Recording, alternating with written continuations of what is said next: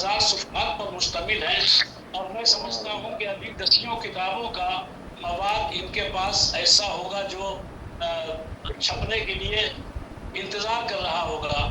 क्या बात, क्या ये बात, वो वाह वाह, शख्सियत है वेरी जिन्होंने गुड।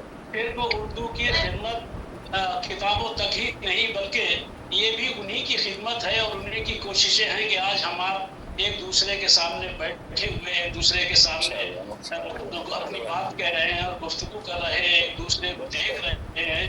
हर शख्स अपने अपने कमरे में बैठा हुआ है लेकिन महसूस ये कर रहा है कि हम पूरी दुनिया को देख रहे हैं और हकीकत ही यही है कि हमारे सामने पूरी दुनिया के लोग सामने हैं। मैं अपने के साथ गुजारिश कर रहा हूँ रैबी बहन से कि वो अपने तासुरात पेश फरमाएं। बहुत शुक्रिया मुख्तार भाई। और आज डॉक्टर वफ़ा नकवी साहब आपको बहुत बहुत बहुत मुबारक हो। और माशाल्लाह आपका ये जश्न है, 5 किताबें आपकी। उस हवाले से बस मैंने जल्दी जल्दी लिखा है क्योंकि तबीयत आजकल मेरी सही नहीं चल रही, थोड़ा आज मेरे गले का भी कुछ वो थोड़ा सा हुआ है मसला थोड़ा सा।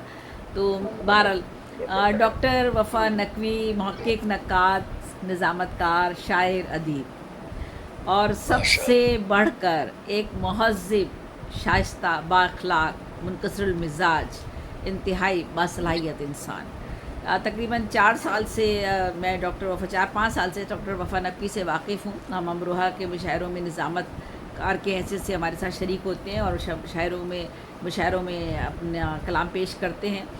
तो बड़ी खामोशी के साथ और बड़ा खूबसूरत कलाम पेश करते हैं, बहुत खामोशी के साथ आगे बढ़ते रहे और कभी इन्होंने ज़िक्र भी नहीं किया कि माशाल्लाह इतना इन्होंने काम कर लिया है कि इनकी 5 किताबें एक साथ सामने आएंगी। अभी और भी काम इनके पास होगा, यकीनन हमारे इतने वसाइल नहीं होते कि हम उसे सामने किताबों को इशात तक के मराहिल से गुजार सकें और लेकर आए सामने। बहरहाल जिस शख्स में ये खूबियाँ हों, शाइस्ता भी हो, महज़्ज़िब भी हो, बाअखलाक भी हो, तो रब करीम उसके लिए ख़ुद ही ऐसे रास्ते का तयन कर देता है जिससे उसके इर्द गिर्द का माहौल और समाज और इंसानियत मुस्तफ़ीज़ हो सके। यानी डॉक्टर वफ़ा नकवी को एक मुदर्रिस का अहम तरीन फ़रीज़ा भी अदा करने के लिए अल्लाह ताला ने चुन लिया और उनके हसूल रिज़्क़ का रास्ता भी बाबरकत बना दिया। एक मुदर्रिस होना, एक उस्ताद होना जो नई नस्लों की तालीम और तरबियत करता है, पूरी नस्लों की ज़िम्मेदारी उसके कंधों पर होती है। बहुत बड़ा काम होता है, आसान काम नहीं होता। और फिर सोने पे सुहागा ये कि उनको इल्म के साथ साथ अदबी खिदमात पे भी रब करीम ने मामूर कर दिया। अदबी खिदमात क्या हैं, किसे कहते हैं, क्यों कहते हैं, ये लफ्ज़ क्यों इस्तेमाल किया जाता है। और हम में से मेरा ख़्याल है हर शख्स ये दावेदार होता है कि मैं अदब की खिदमत कर रहा हूँ। खिदमत क्या है? अपने कलम और शऊरी और फ़िक्री सलाहियतों से अपने समाज में बेहतरी का माहौल बनाना और ऐसी फ़िक्र को सामने लाना जिससे इंसानी भलाई का कोई पहलू सामने आता हो। एक लिखारी जब बहुत शुक्रिया। एक लिखारी जब कलम हाथ में थामता है तो वो अपनी कल्बी वारदात, खुसूसन हुस्न इश्क के जज्बात और एहसासात और मामलात को ज़बान देता है। इब्तिदा में जब शायरी का आगाज़ होता है, नौमरी में ख़ास तौर पर जब वो एक उम्र ऐसी आती है, 7वीं 8वीं क्लास की उम्र होती है, फिर 9वीं 10वीं की आती है, तो उस वक्त तो शायरी का मिजाज और मूड अलग सही होता है और उसमें हम जो महसूस कर रहे होते हैं वो चीज़ें हमारी जो है वो हिस्सा बनती है हमारी तहरीर का। तो क़ल्बी वारदात में ये मामलात ज़्यादातर आते हैं और इनमें वो ऐसे मामलात को ज़बान देता है वो ऐसा शायर और अदीब जब अगर वो इस तरफ राग़िब होता है लिखने की तरफ, और जो बात वो नसर में नहीं कह सकता आसानी से शेर में कह गुज़रता है। और ऐसे मामलात को, क्योंकि ये मामलात ऐसे होते हैं कि इन पर आप खुल्लम खुल्ला कहेंगे तो सबसे पहले तो आपको स्कूल से और फिर उसके बाद माँ बाप की तरफ से सबसे ज़्यादा तनकीद का निशाना सहना पड़ता है और मेरे साथ भी ये हुआ। तो मैं 9th क्लास में थी तो जब मैंने लिखना शुरू किया, अपने टीचर पे लिखा था, उनकी तारीफ़ों में लिखा था, तो मुझे मैडम प्रिंसिपल के कमरे में बुला लिया गया और कहा गया अभी से ये इश्क मोहब्बत की बातें शुरू कर दी तो आगे जाके क्या करोगी। तो बहरहाल तो ये मामलात ऐसे होते हैं कि बहुत सेंसिटिविटी होती है जिसमें अल्लाह ताला ने सलाहियतें दी होती हैं, वो शायरी की तरफ जा रहा होता है और उसको अल्लाह ने ये कुदरती सलाहियत दी होती है, तो वो छोटी छोटी चीज़ों को महसूस करता है जो उसके इर्द गिर्द हो रही होती हैं। तो ऐसे मामलात को अगर अशार की शक्ल दे दी जाए और फिर उनको शेरी शक्ल में बयान किया जाए और बयान करने का पैराया भी बहुत ही मुख्तलिफ हो तो वो फिर कहते हैं कि बहुत ही खूबसूरती से इजहार हो जाता है। यहाँ कहते हैं अपने वफ़ा नकवी साहब, 1000 बार कहा کچھ غزل کے لہجے میں، ہزار بار کہا کچھ غزل کے لہجے میں، مگر وہ شخص سمجھتا نہیں زباں دل کی۔ تو تو یہ غزل کی زبان استعمال کرنا اور کوئی بات کسی تک پہنچانا، تو پھر وہ دوبارہ آگے کہتے ہیں وفا نقوی صاحب کہ سمجھے کہ نہ سمجھے وہ اشارات غزل کے، سمجھے کہ نہ سمجھے وہ اشارات غزل کے، اب کھل کے کوئی بات تو کہنے سے رہے ہم۔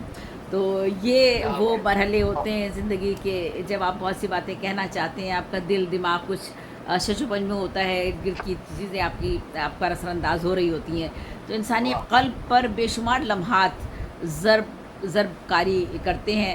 انفرادی طور پر دیکھا جائے تو ہجر و وصال، انتظار، دکھ، کرب، غم، آنسو، اور پھر بے وفائی اور جدائیاں، یہ ہم سب انسان ہیں، ہم سب کے احساسات و جذبات ہیں، ہماری سب زندگی کے یہ سارے موضوعات بھی حصہ ہیں، ان سے فراریت ممکن نہیں ہے۔ انسان کی محبت، انسان سے حسن و عشق کی کشش، رد کشش کی محبت اور طاقت اور لطافت، اور پھر ایسی حاصل اور لا حاصل کیفیات، یہ سب موضوع شاعری کا حصہ بھی ہوتے ہیں۔ نثر ہو یا شاعری ہو، ایک لکھاری کی قلم کا حصہ بنتے ہیں، وہ چاہے افسانے کی شکل میں اسے لکھے یا اسے وہ آپ کو شاعری کی شکل میں اپنے جذبات کا اظہار کرے۔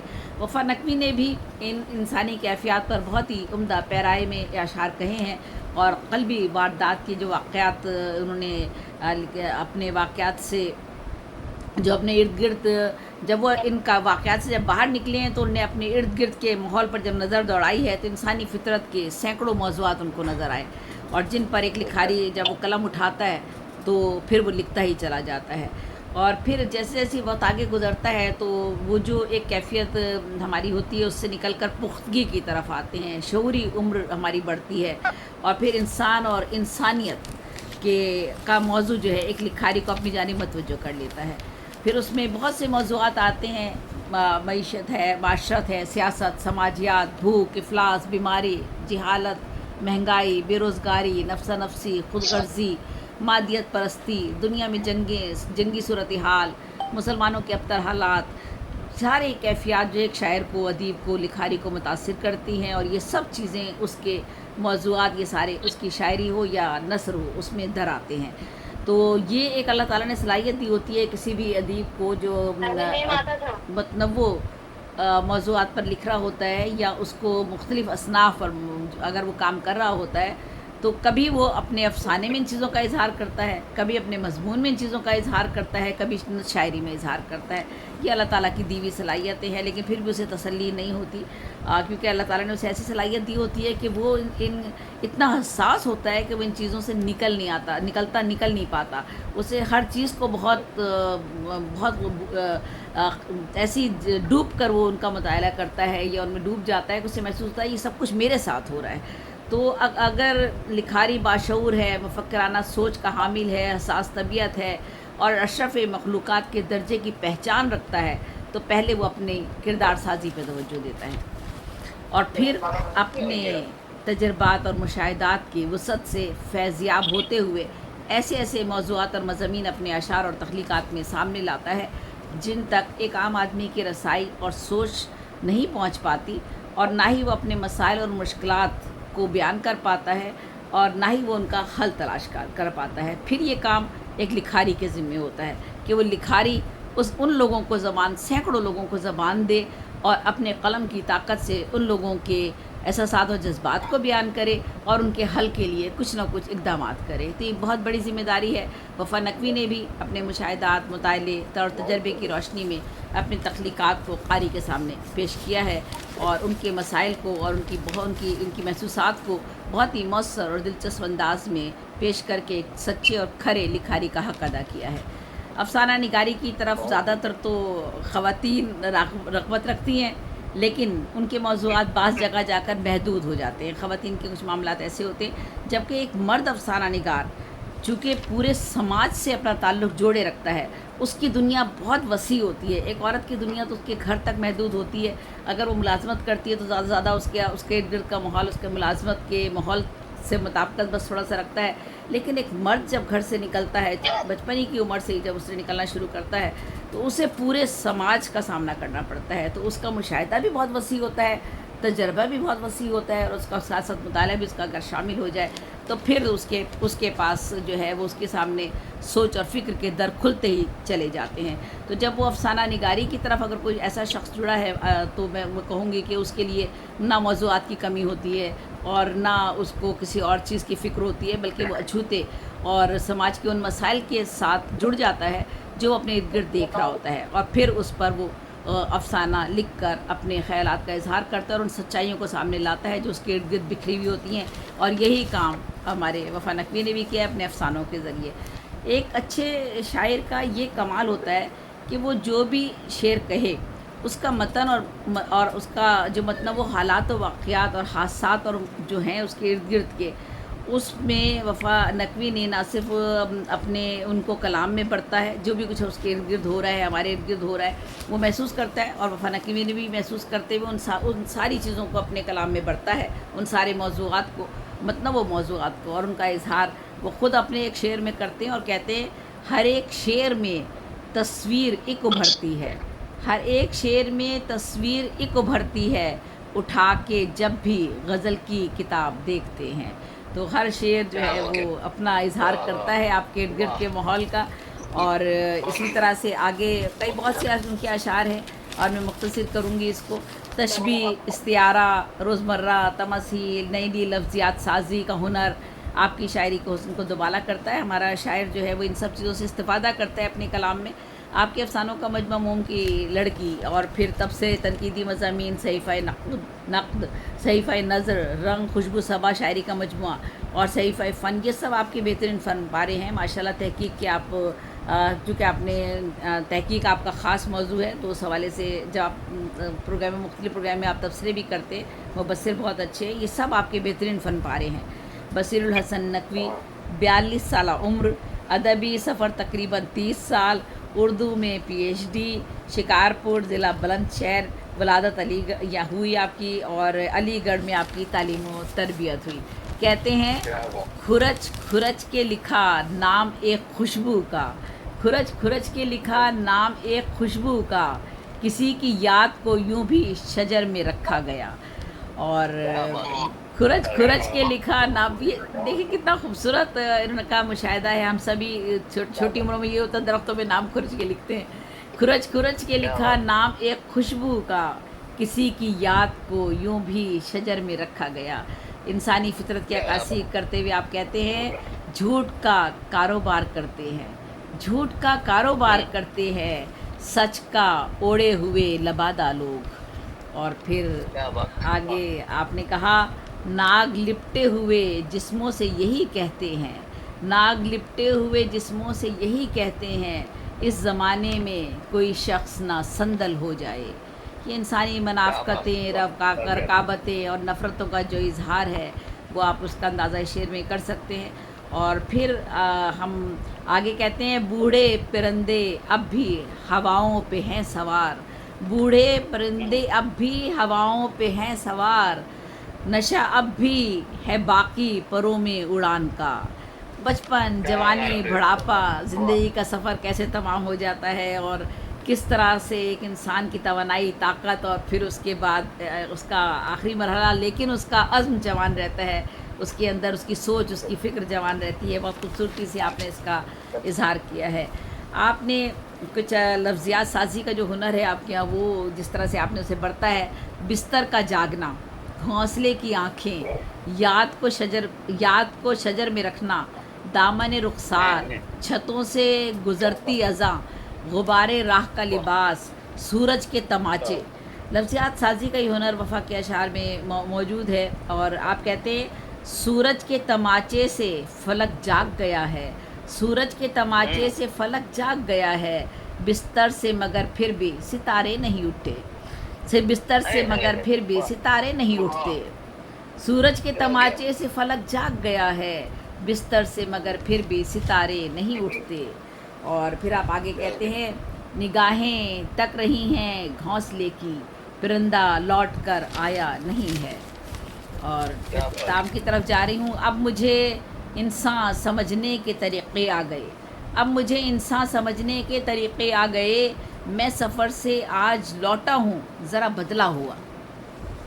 اور بہت پھر آگے کہتے ہیں آپ وفا کہ ہوئی جو صبح، بہت اچھا، ہوئی جو صبح تو سویا سکون سے آخر، ہوئی جو صبح تو سویا سکون سے آخر، تمام رات کا جاگا ہوا جو بستر تھا، بستر جاگتا رہا ساری رات۔ دیکھیے کیا آپ استعمال کیا، کس خوبصورتی سے اظہار کر رہے ہیں آپ۔ ہوئی جو صبح تو سویا سکون سے آخر، تمام رات کا جاگا ہوا جو بستر تھا۔ اور آخری آپ کی نمازیوں کی صفیں سو رہی ہیں بستر پر، نمازیوں کی صفیں سو رہی ہیں بستر پر، کھلی چھتوں سے گزرتی ہوئی اذاں ہو گئی، کھلی چھتوں سے گزرتی ہوئی اذاں ہو گئی۔ اور تقدیسی ادب میں بھی آپ نے بہت سچے دل سے اپنے جذبات و احساسات کا اظہار کیا ہے۔ ابھی ہم نے ان کی ایک ابھی نعت سنی ہے، تو 2 شعر آپ کا میں پڑھ رہی ہوں، پھر اختتام کر رہی ہوں۔ نعت کا شعر ہے: سنا رہا ہوں میں ایک نعت سرور کونین، سنا رہا ہوں میں ایک نعت سرور کونین صلی اللہ علیہ وآلہ وسلم۔ یہ لوگ کہتے ہیں لذت میرے بیان میں ہے، دعا کرو کہ مدینے میں یہ پہنچ جائے، پرندہ میرے تصور کا اب اڑان میں ہے۔ بہت بہت شکریہ، بہت مبارک ڈاکٹر وفا نقوی صاحب، اللہ تعالیٰ آپ کو لمبی عمر عطا کرے اور آپ کی عزتوں میں اضافہ کرے اور یہ علم اور تخلیق کی قوت کو اور پرواز عطا کرے، آمین ثم آمین۔ سلامت رہیے۔ انشاءاللہ ماشاءاللہ بہت ہی بہترین آپ نے تذکرہ کیا اور بہترین جو ہے زیادہ طویل بھی نہیں، اور لیکن آپ نے جس انداز سے احاطہ کیا ہے یقیناً قابل تحسین ہے، قابل ذکر ہے۔ بہت اچھی طریقے سے بڑے خوبصورت لفظوں میں آپ نے خراج تحسین پیش کیا ہے۔ بستر کا جاگنا، بستر کا سونا ہو یا خوشبو کا کھرچنا ہو، یہ تمام اس طرح کی چیزیں جو ہے اصطلاحیں یہ ان کی پختہ ذہنی کا ثبوت ہے اور پختہ متی کا بھی ثبوت ہے۔ کیونکہ بستر کا سونا، بستر پر تو سویا جاتا ہے، لیکن بستر کا سونا یا خوشبو کو کھرچنا، یہ اصطلاحیں یہ واقعی ایسی علامتیں ہیں جن کا ذکر کرنا جو ہے بہت ہی ضروری بھی ہے اور میں سمجھتا ہوں کہ لائق تحسین بھی ہے۔ ماشاءاللہ۔ دیجیے کھرچنے پر ایک شعر اپنا یاد آ رہا ہے، میں چاہتا ہوں کہ پیش کر دوں جی جی اور ملاحظہ کیجیے گا کہ ناخن عشق سے جب دل کو کھرچ کر دیکھا، ناخن عشق سے جب دل کو کھرچ کر دیکھا، کیسے کیسے تیرے خوش رنگ نظارے نکلے۔ واہ واہ واہ واہ واہ، بات